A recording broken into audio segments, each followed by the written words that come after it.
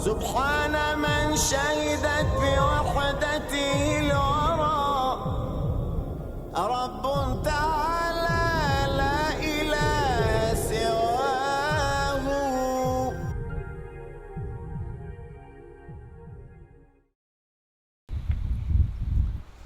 بسم الله الرحمن الرحيم.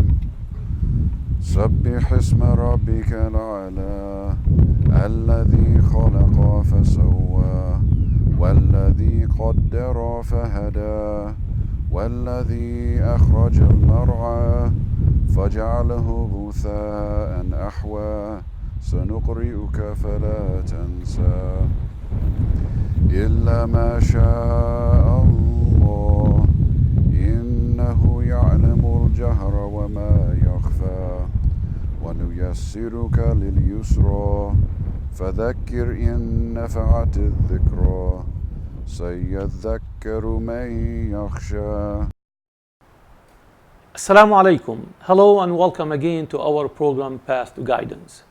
Today we are with a special brother who's going to share his journey through that path and the steps he took until he arrived where he is right now. We are on the outskirts of Dallas, Texas, a beautiful place, a place of spirituality actually, where we are right now. And Brother Mustafa Howard is going to be our guest for this program. Every one of us, especially those who are born into a certain faith, we do not have these experiences the brothers and sisters have when they change their faith and when they come to Islam. It's totally different lifestyle, totally different world for them, but they see it with different eyes and they approach it with a different mentality and they adhere to it in a way that makes many of us ashamed of the way we look at our faith sometimes. With me today, Brother Mustafa Howard, who came to Islam about 25 years ago, and he is being a beautiful Muslim since then. He's very active in the Muslim community. His life changed. His approach to life and his outlook on life has changed also with the Islamic teaching he received. And he is going to share with us what he experienced on that path, the path to guidance. Brother Mustafa, thank you for being with us today. Jazakumullah khair. As usual, we would like to start by telling our viewers a little bit about your background, where you grew up, your upbringing, your spiritual or religious background, your education, and how you first came in contact with Islam. Would you please take us through that period of your life? Inshallah. Alhamdulillah, the family I grew up in was a very good, very stable, healthy family. It was actually a very happy childhood. We had, some religious experience and some education. Not an overly religious family, but a very normal working class kind of family. Alhamdulillah, education-wise, Allah subhanahu wa ta'ala gifted me. Alhamdulillah, I was always in advanced educational programs going up through high school. When I came out of high school, was a candidate for merit scholarships. So alhamdulillah, I was very studious, very serious student as a child. And I was in, I guess, my second year of college. Where was that? In Oklahoma. This was in Norman, Oklahoma. So I was at school at OU, at Oklahoma University, at the time that I was introduced to Islam. MashaAllah, MashaAllah, great. And in your childhood, your high school years also, you were surrounded by people from different faiths, I believe. In Oklahoma is one of those places where people are pretty much the same. Okay. There's not it's not like the coastal cities where you Yes. have a lot of diversity. I do remember in junior high seeing, I think in the school of 1,000 students, I remember maybe 2 Muslims, and there were 2 young women wearing hijab, and this was in the early '80s, and they were quite a curiosity actually for the rest of us, but myself, alhamdulillah, I did have friends from overseas. One of my best friends was from Korea. So, Allah gifted me, alhamdulillah, with kind of an open attitude towards people. And always a curiosity for Did religion play? for the world outside of Oklahoma. Did religion play any role in your house life? Very little. I would Very say in my early teens we did attend church regularly, but that was a period of a couple of years, I think. And I did have my own kind of studious attitude towards the Bible. But that was kind of self-driven, self-initiated. I had an internal spirituality. So you have that inclination. was there. I did at have the an beginning. inclination, yes, Okay. I did have something there, yeah. So, in college now. College you was came- was a very different story. So tell us about that it period, was, please. well, I was in every party that that happened in town. So, senior high, I think I started exploring other parts of life. Okay. Which is normal at Look- that look- age. looking for That's the- what every young man or young girl do usually. Right, They want to explore. Looking for the fun side, I guess. But alhamdulillah, then in my second year of college, there were things that I was seeing as I was maturing, coming up on the age of 20. This was when Reagan was, president. I was not very happy with kind of our, political disposition and our foreign affairs. There were a lot of things going on that I was concerned about. Also ecological concerns, environmental issues. In that time, I started being aware of.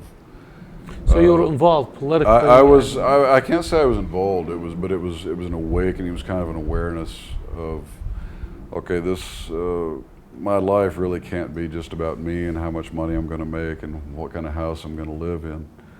I was really looking for something that gave ultimate meaning to life. At that early So, age, that's yeah. marvelous, marvelous. So what happened in college? And, Well, there curiously was a period that I went through in which I was really, really looking for spiritual answers. That lasted, it was a few months, and then I remember having, some dreams that I don't, maybe I don't want to open up about right now. But there were things that really brought a very intense awareness that human beings do have souls, because I was kind of in a very kind of agnostic state at that point. A lot of more questions than answers, I guess. And so, there were things happening that when I look back, I see that Allah subhanahu wa ta'ala was preparing me for the day that I would meet a Muslim and be introduced to Islam. Alhamdulillah, that day came, in 1987.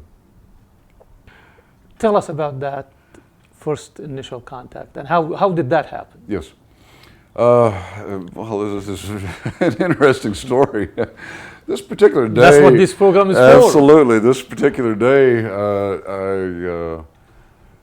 I lived close to campus there at the University of Oklahoma, and there was a little bookstore there that their specialty was selling occult books, okay?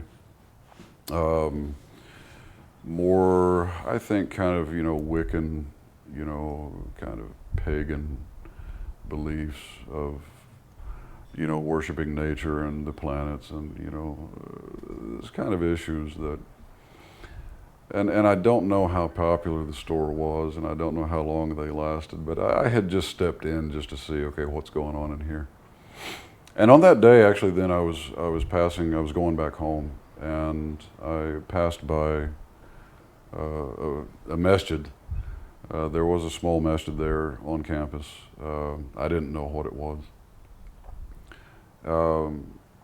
And there was a group of young men who had come from Arlington, Texas, had come up there and were visiting Muslims in that locality.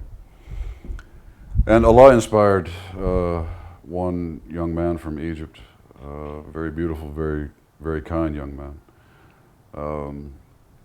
Allah put it in his heart that I should be introduced to Islam. And he literally came out, that masjid had a fence around it. He came out of the gate and followed me down the street, calling to me. I had already passed. Alhamdulillah, I had already passed, a couple of blocks, and he literally, chased me. Wow. Sir, this beautiful Egyptian, Accent, yes. And I turn around and I see this, very quintessential kind of Egyptian, man. You had no idea who this guy is. Absolutely no idea. I don't know him. He doesn't know me. But we began to talk. They took me inside the masjid. It was Ramadan. Allahu Akbar. It was probably about the middle of Ramadan, I would say. We went inside. They were fasting, but they brought, some little drink and little snack. We sat in the library, in the masjid library, and had some talk. The snack and the drink for you, just to Yeah, clarify, for me, yes, in yeah, Ramadan. Right, right, for me. They were fasting. Yes. I was being introduced to Islam, and they had ikram. They had, how Yes. to treat your guests. And it just happened that this brother had a very beautiful qira'ah. He had a very beautiful recitation. And he recited some of the short surahs. And because I had, a background where I really loved music, and Interesting. What it sounded like to me, and he was saying, well, this is our book. This is our holy book. And so it was curious to me that, you have this holy book and it sounds, very beautiful. Musical. Yeah, very Yes. musical, And so it caught my interest. And he literally just asked me to recite the Shahada, and I did. Right away. Right away. I was, SubhanAllah. I was 20 years old. Alhamdulillah. I can't say that it was myself making a wise or an intelligent decision. I really when I think about it, it was Allah's decision that I was going to be a Muslim. Subhanallah. And I recited Shahada. I went home. He told me to go home. This is how you take a shower and come back. And I came back and they showed me how to make wudu, and this is how we make salah. And I started. And Wudu and salah, ablution and prayers, basically. Yes. So I was introduced to the ideas of purification and worship. And I spent the next 5 days then with these brothers. So you didn't question, you didn't resent, you No, didn't. So no. you went with the flow right away. The ideas that that he introduced me to were things that to me were very natural and very kind of inherent in my beliefs. Islam is not a far reach from Christianity or from Judaism. I concentrate on this point. I hear it from many Muslim converts. It's not a far reach, but it is also very logical, very intelligent, and a very natural system of beliefs. So it seemed right. So it didn't conflict with anything in your mind or No, I in your really heart. didn't. Especially you came from religious-less background, but yet your nature agreed with what you heard. Yes. I would say that at that point, I had kind of gone away from the idea of worshiping Jesus or believing in him as Son of God or whatnot, and had more of a natural belief in him as a prophet, as someone who came with a mission and with a message. So that was there, and I had that connection and that understanding. But I was not affiliated with the church anymore at that point. So when this when this Islamic views about Jesus, probably you heard it in the first day or second day, and the concept of God in Islam resonate with your Yes. natural thinking. Yes, yes. Interesting. Yeah. That's extremely interesting. And after those 5 days, what happened? Well, they... Your family now, Right, and right. your friends, and Yeah, this is that became, it started to become interesting. These young men had to come back. They were still in school. So we spent 5 days together. We went up to Wichita, Kansas. We came down to Denton, Texas, spent a couple of days. But then we had to part ways. They had to come back and go to school, and I had to go back to my job. And I had just turned 20. I mean, it was, in these days was my 20th birthday. So then I went back and I was able to meet some of the people in the masjid, good people, but they weren't, I guess, as diligent in following up, with me as a convert. I was the first convert they had, maybe that they had met. There was a professor at OU who had entered into Islam at around the same time, possibly a month or two before I did. But the brothers, really didn't have the experience or the know-how. Okay, this is what we do Yes. when a convert Yes. comes around. we don't have There's no the background for missionary that. concept in Islam Well, where and- people and- will and be it- trained and how to It do hasn't this. been done in it's a just- long time. So. It was spontaneous thing, obviously. Right, but there were good people. There were, alhamdulillah, there were good people there. So then over the next few months, I kind of had to struggle with expanding my understanding of this religion. Okay, I was still, I'm Muslim now, but it's like, okay, now what? And then, some other events came about, very spiritual, very personal, actually, events. One night I spent sleeping in the masjid, actually. Share that with us. I can. It was, there was a night, this was probably sometime in August. So I had been a Muslim for a few months, maybe 4 months or so. I lived in a little apartment that had no air conditioning. Okay, and it's August in Oklahoma. It's like 110 outside, And one night I was trying to sleep, and I absolutely could not sleep. I'm just, I'm laying in bed, and I'm just sweating and sweating. So I said, you know what, the masjid, the way they built this little place, this little mosque, it has windows on all sides. So let me go camp out in the mosque tonight. So I went there and I opened all the windows so I could get a little ventilation going, turned on the ceiling fans, and I just laid down. And really, like the hadith that Rasulullah sallallahu alaihi wasallam mentioned about the man who was lying down to sleep and his wheels were turning and he was thinking about Allah's creation. And there was just an awakening, and he suddenly just jumped up and he said, by Allah, I know that someone has created you, And so this was, I think, a very similar situation, that I was really reflecting deeply on the origins of creation and the origin of our universe, and so.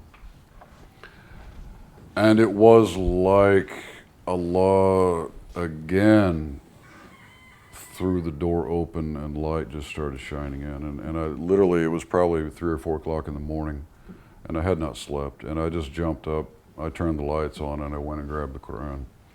And that was then the first time that as I read the book of Allah, then I knew that Allah was speaking, to me. So that was, I guess, probably the beginning of having a very, a firm faith in what this book is. The beginning of the journey, actually. This was like a new beginning, Yes. Maybe a second stage of growth. Well, alhamdulillah, from there, that was like the fire. I mean, I couldn't stop. I really, became like a permanent fixture in the mosque at that point, and continued my studies, and I decided to move then to Arlington, and I came to Arlington in How long after? September or October. This was maybe 5 to 6 months after I had first recited the Shahada, the testification of faith, that I moved to Arlington. I've been in Arlington then since late 1987. So you made Arlington, Texas, your home. That's kind of what happened, yeah. Beautiful. Yeah. Well, tell us now, you joined this faith, you moved to a different community, and you started growing in the faith. You started taking classes. Did you start? In those days, we didn't have classes. Tell us about the community a little bit in those days in Texas. Yeah, at that time, you know, I remember back, I think we had 2 mosques in Fort Worth, 2 mosques in Dallas, and there really wasn't much else. You know, what we had in Arlington was a little house that had been converted to a musalla, to, you know, just a prayer, a place of worship. Broken doors, broken windows, no heat, no very no humble AC. beginning, very humble basically, beginning, for very Muslims humble. and Islam. But you know, but the people, you know, the young people who were there, we were very close together. You know, we were really, the hardships that we were enduring, we were in it together. You know, I can remember making Salat al-Fajr in the wintertime, and we're praying wrapped up in blankets, and you can see our breath. You know, it was just absolutely freezing inside, you know, inside the soul. You know, this is something many people don't know. The Islamic approach to building houses of worship and place centers and stuff, it's not like other organized religions. This is really by the work of the hearts of young people who came to this country. They were going to colleges, they didn't have lots of money, but yet they were devout young men. To have a place. And they were, absolutely, and they persevered all these conditions. And they sacrificed the little money they have in order to have a place where they can gather and worship.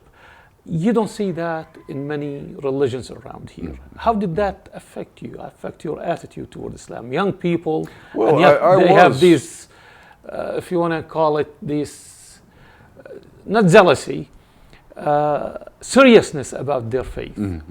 Well, I tell you that, you know, I mean, I was always attracted to the simplicity of Islam, that Islam is available, you know, for all people. Beautiful. All individuals and all communities. It's not a requirement that you have a big formally built structure. You know, we can pray, you know, anywhere that's clean.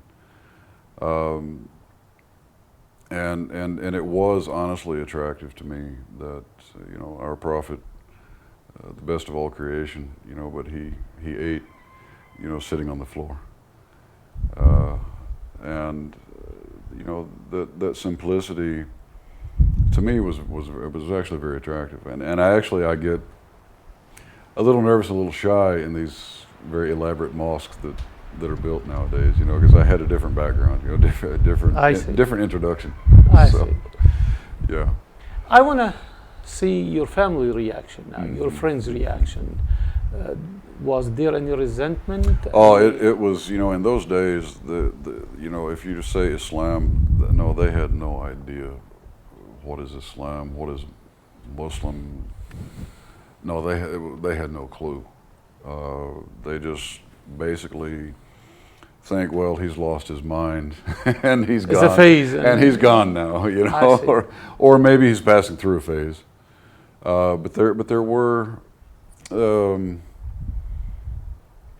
I'm not going to say resentment. There was some later when they realized that I wasn't coming back, you know, to their belief. Initially, I think it was just confusion, just really clueless, because I didn't know what to tell them. Honestly, I mean, I had a few things that I could discuss with them about, well, this is our belief as Muslims, and here are the similarities between our religion and Christianity, and here are some of the differences. But I had very few facts at that time. So it was, but it was a decision really that I had to make to get out of the environment that I had been in. I couldn't be around the parties anymore, you know, and I had to be an environment where I could grow. We didn't have formal classes or anything like that. We used to have simple little circles of reading, but it was very simple, very humble. We really didn't have scholars even in those days. We had very few books in the English language. Very That's few. what makes your story is very interesting to me and to our viewers, absolutely. You mentioned something that is extremely, extremely important and touching, and I heard it from many people, that you picked the Quran and you felt that God is talking to me. I want you to elaborate on that. Many people don't understand this concept. Tell us about the Quran. It's the personal words of God to humanity. Yeah, I think elaborate on that. The Quran can be approached in different ways. A person can, even without being a Muslim, can pick it up and just start studying these stories and these facts and reflecting on it and getting more details and asking questions about commentary and meanings. That's something that can be done. But as far as picking up the Quran and I guess feeling or hearing the speech of the Almighty talking to you, that kind of awakening is, I don't know how you would induce that yourself. You can try. You can go into retreat, into seclusion, go through certain practices of kind of purifying the self and trying to awaken the inner spirit and awaken that, that voice. But I think that ultimately that's something that only God can make happen. So. And through the Quran, you found that. Alhamdulillah, yes. Alhamdulillah. Yes. Allahu Akbar. Now, you grew up, your English was your mother tongue. And to me, as an Arab, when I read the Quran in my native language, which is the Arabic, the Quran is in Arabic, I see something in it that is very special. However, for the translation, how did that translation conveyed that message and that feeling to you? Well, I'm going to say that it is different. I have been able to, of course, pull out more meanings as I've been able to study a little bit of Arabic to get a grasp of some of the language and to go through some of the traditional commentaries. But I think getting the general message is still there. It's still a very important message, and I think that in any language that basic message is there. So I don't. If somebody can study Arabic, that's great, and inshallah you'll get more meanings from the Quran. But I don't ever tell anybody that's like a necessity that you have to do that. The meanings are there, exactly. and if you want elaboration, there are resources that you can Beautiful. You can get more elaboration. We're going to take a short break. Sure. Come back and continue the conversation about how you grew up and what brought you to where you are right now. Not only an average Muslim, you are a teacher, you are a preacher. And you are very active in the Muslim community, and we want to tell our viewers about that. Inshallah. Please stay tuned for the rest of the story on the path to guidance with Brother M.Howard.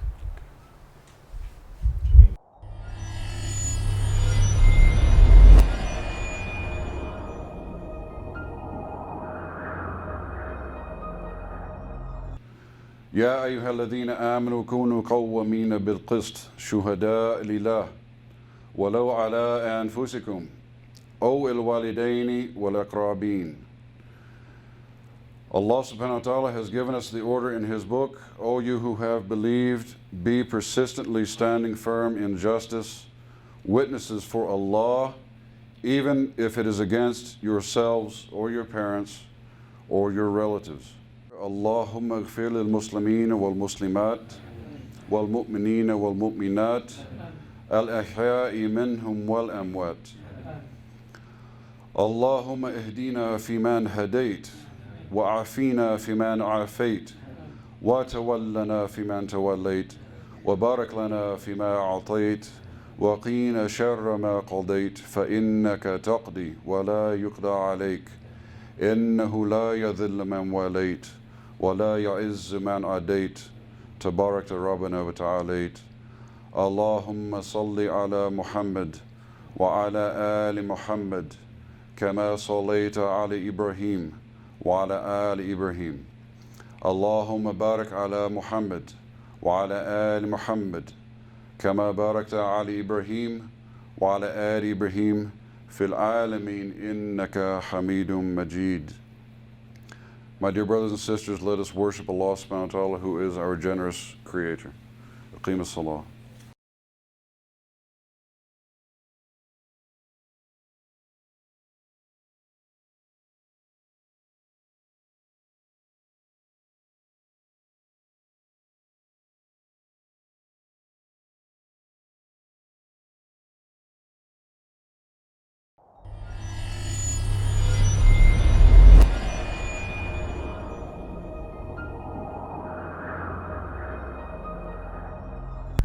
Welcome back. We continue with our brother Mustafa, and we're going to listen to what he faced when he came to Arlington, Texas at this segment. So, brother Mustafa, you came, you started studying, you started associating with other Muslim students who were here. Tell me about that beginning and how the growth in Islam started in your life. There was, again, we didn't have scholars, okay? We had very few books, and so learning Islam in those days required a lot of effort. Okay, if I wanted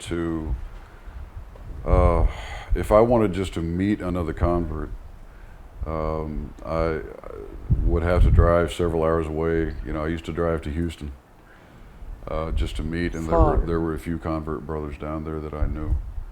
And if we wanted to get together and have, a spiritual retreat, then we would spend hours driving, and we would spend our weekends going to other localities, other cities, Texas and Louisiana, back up in Oklahoma again, Kansas. Yes. So there was a lot of struggle. I mean, it really required to maintain your attachment and to develop spiritually. You couldn't sit still. You had to get out. So you were excited. You had to get out and move and work for it.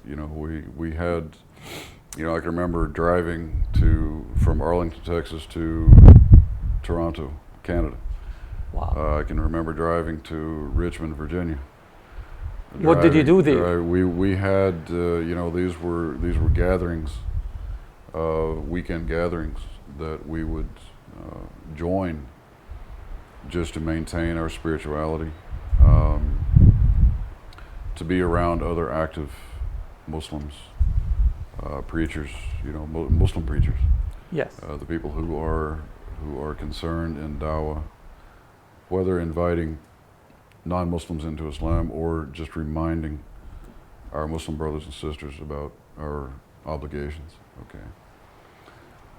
So in those first few years, I drove all over the United States with some of the brothers. In 1989, then I decided that I did want to advance myself a little bit, and literally sold my car so that I could take a trip to Pakistan and India. So you can advance yourself in the Islamic studies, I can meet some scholars there and learn, at a different level. So there was a lot of sacrifice involved in being a Muslim in those days. Yes. It wasn't like just jump on Facebook and there's a bunch of converts there. That's right. Yeah, alhamdulillah. Alhamdulillah, alhamdulillah.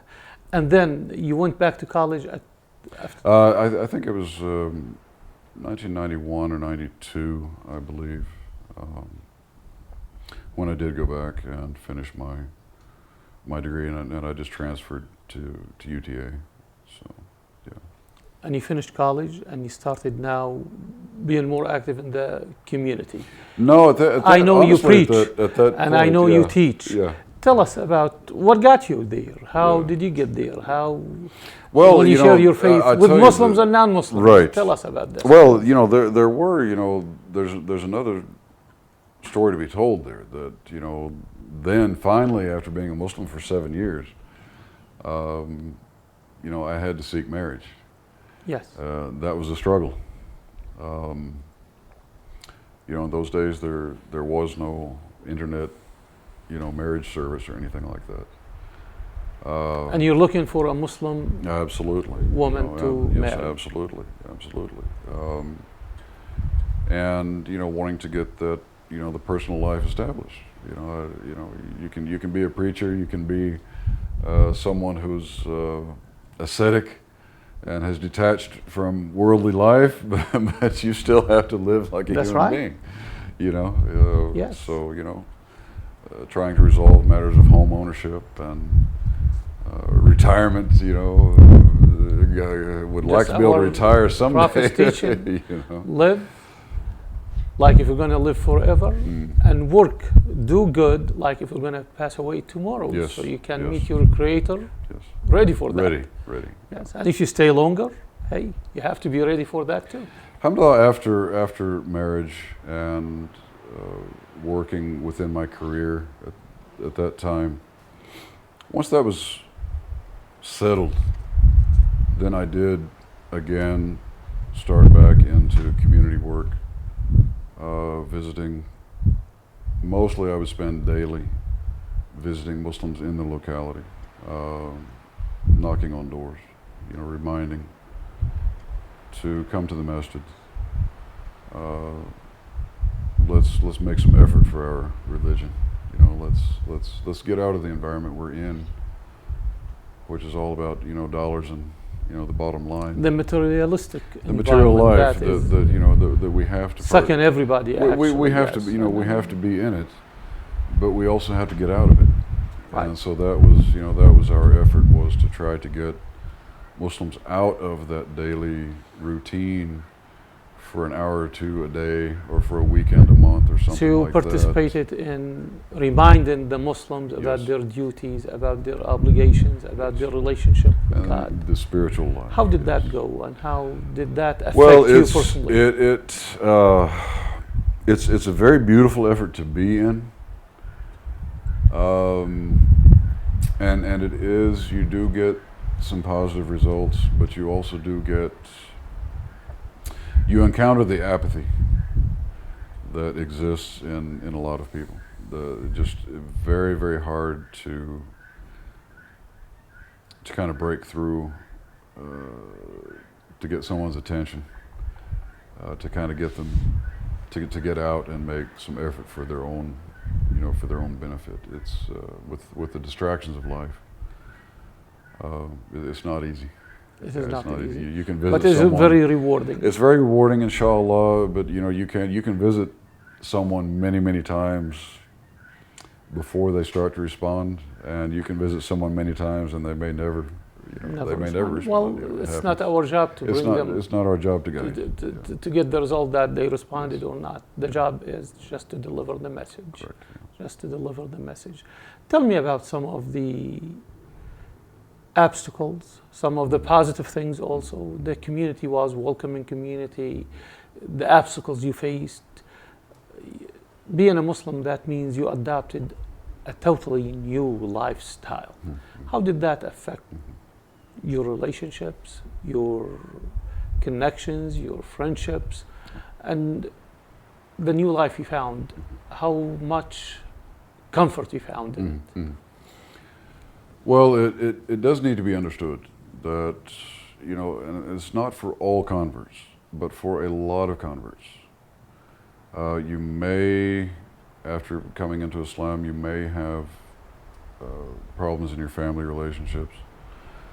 It is very likely that you're going to lose some of your friends, if not all. Now, for me, because I actually physically translocated myself, so I really was very cut off, from my friends and my family.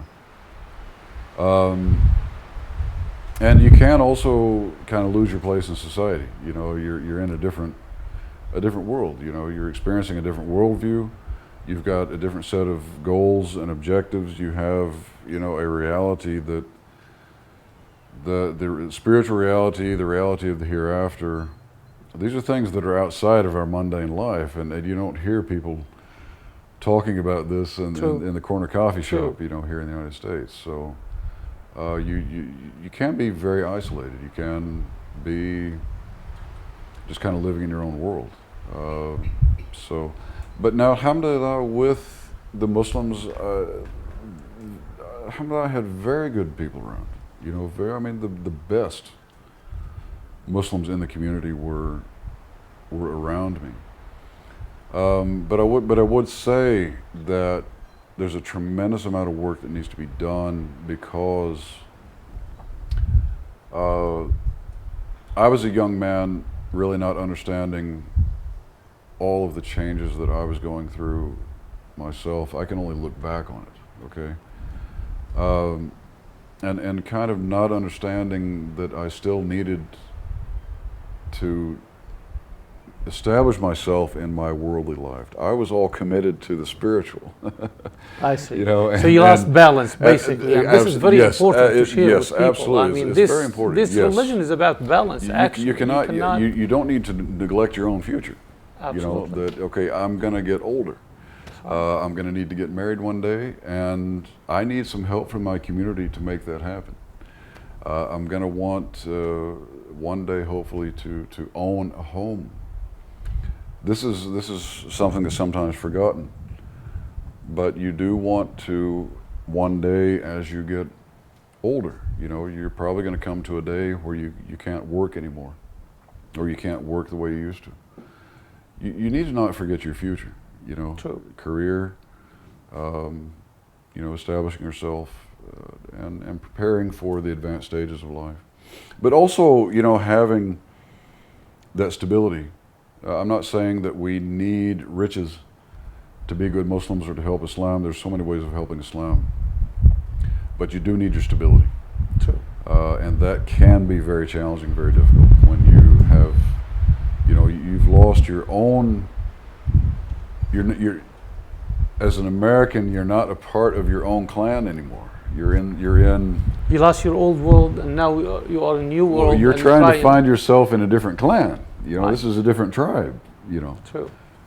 And you're around people that have different language, different culture, different norms, different expectations, different social behaviors, different kind of mentality. And that can be challenging, you know. Okay, you went through a lot of challenges, obviously, but the idea that you came to a faith that presented you with this, did you ever think, what did I get myself into, and is there a way out, or? I can say that thought and that question honestly has only come about in maybe the last 4 or 5 years. The reason being that there were many things overlooked in establishing my life, okay? And when I got into my 40s, then everything really started catching up. So, but it's not a matter of, oh, well, do I now want to think about leaving Islam? That's not a question, okay? Inshallah, that's not going to happen. But it is now readjustment, basically. It's now trying to see, you know, okay, the things that got broken along the way, what can I fix and what can I not, you know? But also then it leads my thinking in my work in the community of trying to make sure that young converts are not going to make the same mistakes. Beautiful. Okay? Beautiful. That you need to think about these things, and you need somebody around you that can help remind you. So you need the mentor systems to be in place to guide these people. I believe that very much. You know, now that's not the same for every convert. True. You know, there's no such thing as typical convert. You know, people come from different situations in different times, at different stages of their life. So, but I do believe that particularly young converts, especially, could benefit from the experience of the people who've been there. So we do try, we have some effort going on where we try to be there, you know, just to, for when people have these questions, or if we notice things getting a little out of balance with somebody, that we want to be there, we want to be observant. So. What do you see, or let me ask you this question after this upcoming break, please. But I want to ask you really, I want you to think about it. Where do you see yourself, the community you are in right now, are heading? And what do you see the situation for the new converts after 9/11? You came to Islam before 9/11. Things changed. The perspective changed. The attitude of people around us changed. Yes. So I want you to think and ponder on this a little bit so you can tell us and tell our viewers about it. Please stay tuned for the rest of the story with Brother Mustafa.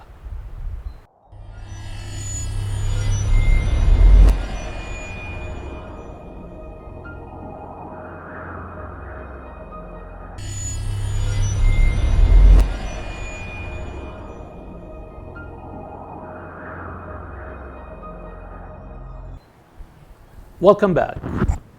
Brother Mustafa, we left off where we were talking about the last part now, involvement with the community, mentoring the new converts and the issues that the new converts might face, whether on the social level, the spiritual level, economical level. Can you elaborate a little bit about that? And tell us one more time about your growth.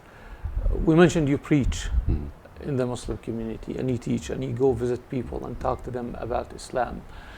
How did that benefit you personally too? Start talking to us about well, that. alhamdulillah, that was one thing that when I came into Islam, I was, you know, brought into the idea of being active and being mobile. Yes. You know, not just to sit and read a book kind of Muslim, but that, you know, we have work to do.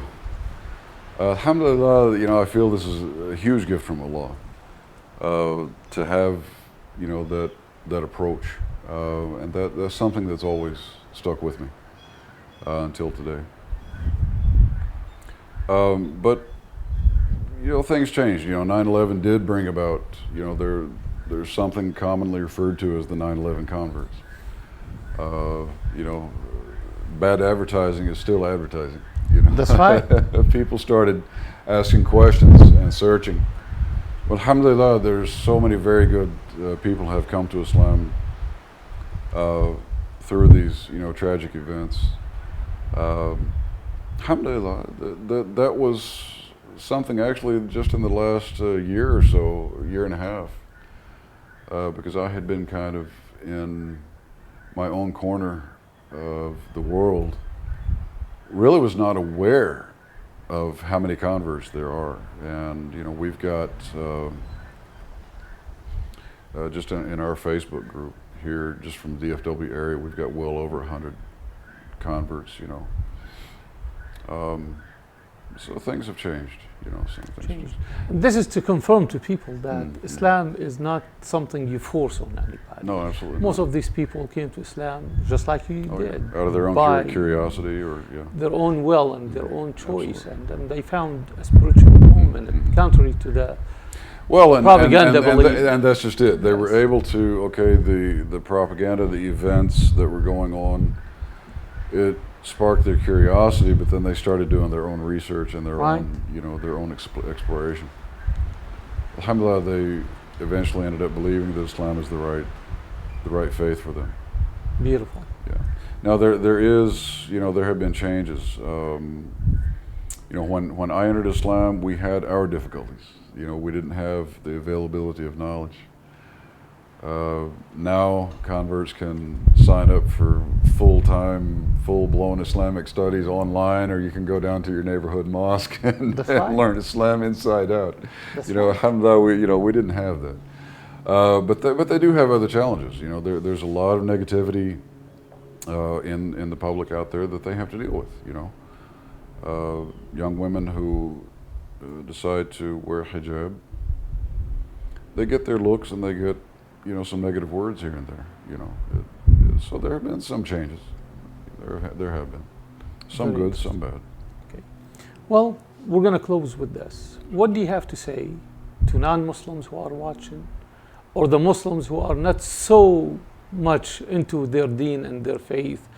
What word of advice would you say to the non-Muslims who's in a soul-searching mode, who's looking for a spiritual home? What can he find in Islam? And I would say really for anybody, Muslim or non-Muslim, that, you know, if we are living a life that is solely about material acquisition, you know, where do I get my money and where do I spend my money? And what clothes do I wear and what food do I eat and how do I decorate my house? Then to me, honestly, this is kind of a death of the human being. You know, a human being definitely has a soul. We definitely have a creator, and we definitely have a purpose.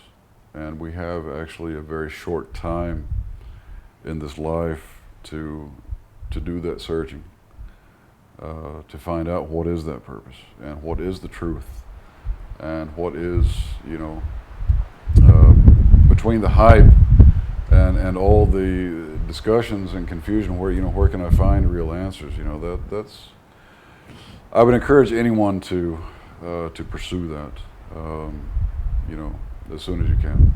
So, beautiful, yeah. beautiful. Very well said. Thank you so much for being with us today. Barakallahu feek, jazakumullah And we enjoyed this beautiful day here. Thank you, it's very at nice. this center, and we hope we continue the conversation soon. Inshallah ta'ala. Thank you, Brother Mustafa. And thank you for being with us through the steps Brother Mustafa took on his journey on the path to guidance. Assalamu alaikum. Peace be with you.